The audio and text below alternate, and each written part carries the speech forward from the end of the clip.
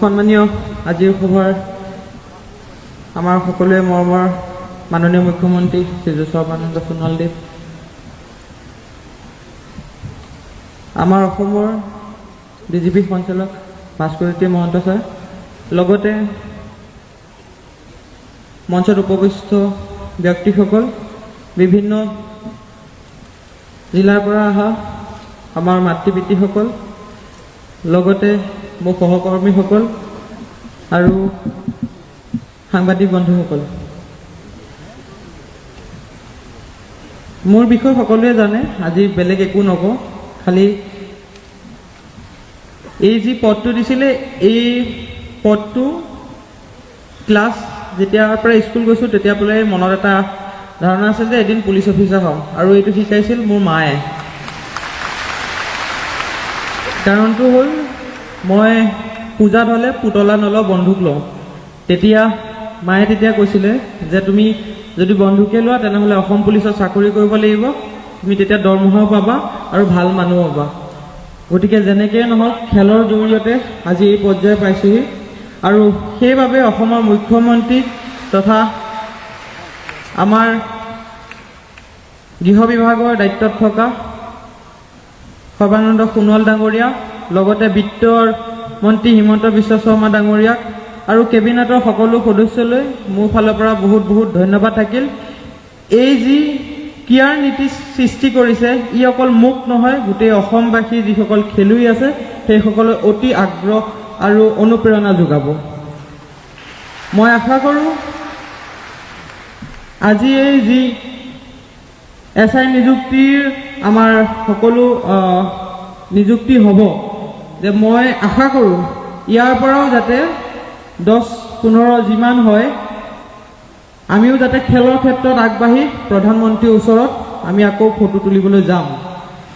গতিকে সকলোকে অনুৰোধ কৰিম, আপোনালোকেও খেল অনুশীলনৰ জৰিয়তে খেলটো এখোজ আগবঢ়াওক,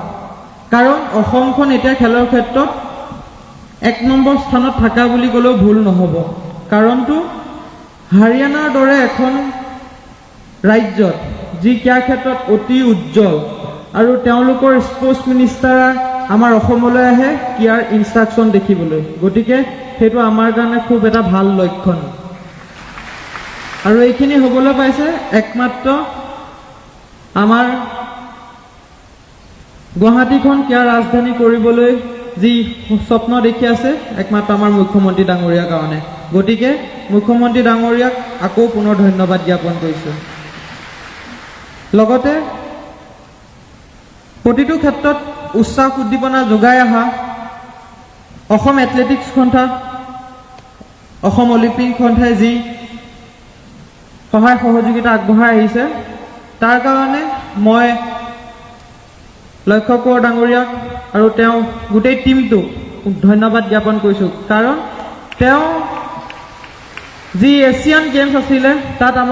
মোৰ ঢিঙৰ পৰা মোৰ ফেন ক্লাব গৈছিলে, আমাৰ অসম চৰকাৰৰ ফালৰ পৰাও প্ৰতিনিধি গৈছিলে, তাত যি উৎসাহ উদ্দীপনা আহিছে সেইকাৰণে হয়তো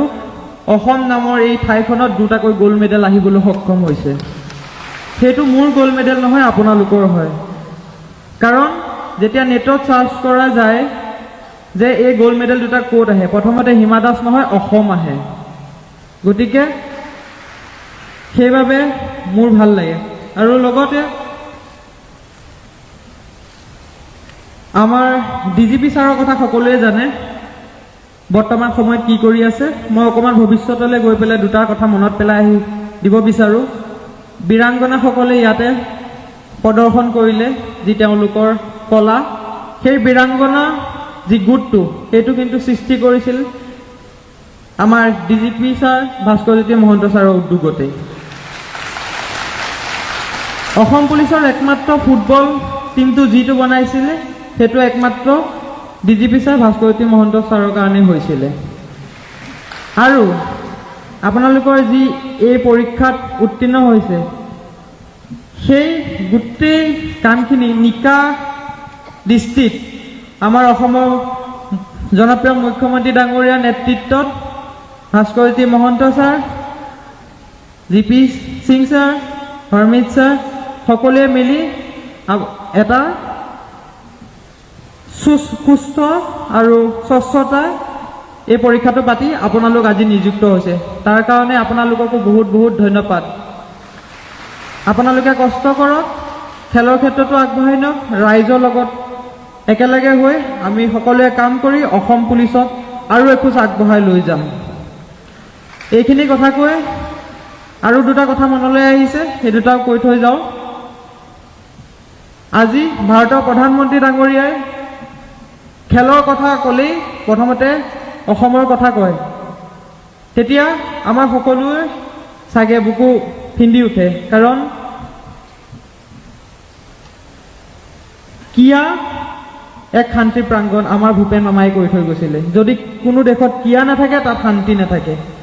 অসমত কিয়া আছে সেইবাবে আমাৰ শান্তি সমৃদ্ধি সকলো একতা হৈ আছে গতিকে সকলো ৰাইজক অনুৰোধ কৰোঁ আপোনালোকে মোক আশীৰ্বাদ কৰক মই যিখিনি কৰিব লাগে খেলৰ ক্ষেত্ৰত কৰি যাম কালি যেতিয়া মই ইয়ালৈ আহিছিলোঁ তাৰ আগতে মই গেম খেলি আহিছিলোঁ ইণ্ডিয়ান গ্ৰেণ্ড পিক তাত মই 23.31 ছেকেণ্ডলৈ 200 মিটাৰত গোল্ড মেডেল পাইছিলোঁ গতিকে এইটো এটা পজিটিভ নিউজ সেইটো মোৰ কাৰণে নহয় আপোনালোকে সকলোৱে সেই খেল জগতত বাতৰিয়ে হওক আপোনালোকৰ ল'ৰা ছোৱালীসকলকো এনকাৰেজ কৰক যাতে খেলৰ ক্ষেত্ৰত আমি আৰু আগবাঢ়ি যাব পাৰোঁ আৰু আজি ডিএছপি পদত যি নিযুক্তি দিলে এতিয়া সকলোৱে ভাবিব চাগে এতিয়া হিমাই পুলিচত আহিলে চুৰ ধৰিব নেকি সেইটো নহয় মই খেলতে লাগি থাকিম খেল যেতিয়া অৱসৰ গ্ৰহণ কৰিম তেতিয়া আমি কাম কৰিম কিন্তু অসম পুলিচৰ কাৰণে সদায় কাম কৰি যাম সি যি ভালেই হওক বা বেয়াই হওক তেওঁলোকক সদায় সেইখিনি বাহিৰত কেনেধৰণে পুলিচসকলে কাম কৰে সেইখিনি ইয়াত ক'বলৈ চেষ্টা কৰিম বা দেখাবলৈ চেষ্টা কৰিম আৰু পুলিচ হোৱাৰ ক্ষেত্ৰত কেইজনমান ব্যক্তি মোৰ লগত সদায় জড়িত হৈ আছিলে এজন ব্যক্তি মৃত্যু পৰ্যন্ত সদায় মনত ৰাখি যাম তেওঁলোকৰ নামটো মই পিছত এদিন ক'ম কিন্তু তেওঁ সদায় মনত লৈ যাম আৰু এই ক্ষেত্ৰত মোৰ মামা বিবেকানন্দ দাস তেওঁ অসম পুলিচতে কৰ্মৰত তেওঁ বহুতখিনি এনকাৰেজ কৰিছিলে আমাৰ হৰমিত ছাৰে মোক ফোন কৰি পেলাই